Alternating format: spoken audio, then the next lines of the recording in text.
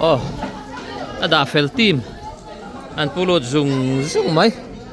Hey, he lama te hian hey papu ya te. Tunga papu ya mami ko chak mangai. Michael ani mo. Hu anon suak le a. Pulot zung mai.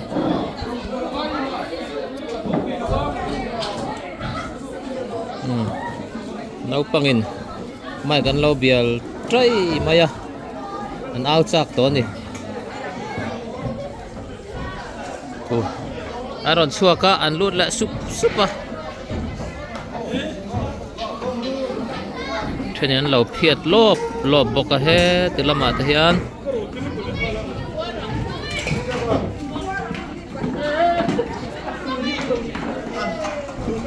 ta an lo seng mek zel boka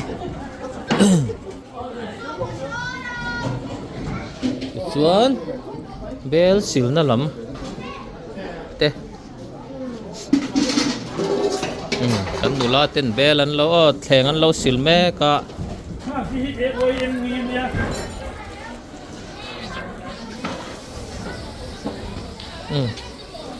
in charge of army ni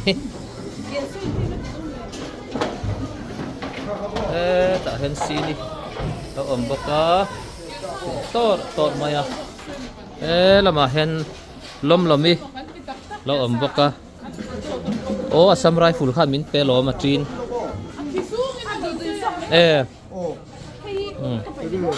an thian dunin thil an lo ching fel mek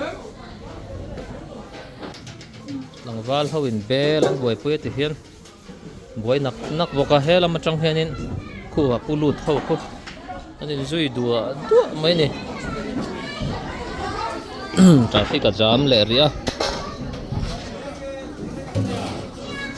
lama khuanin nu hote upalam deute upalo deute ponama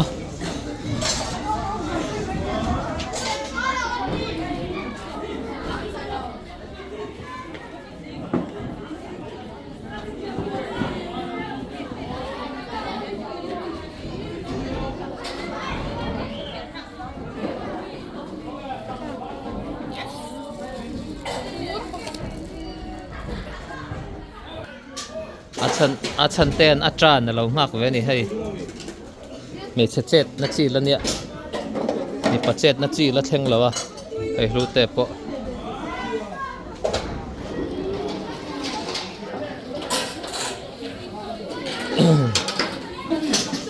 he lama hen hei trin sil ma bak nual boka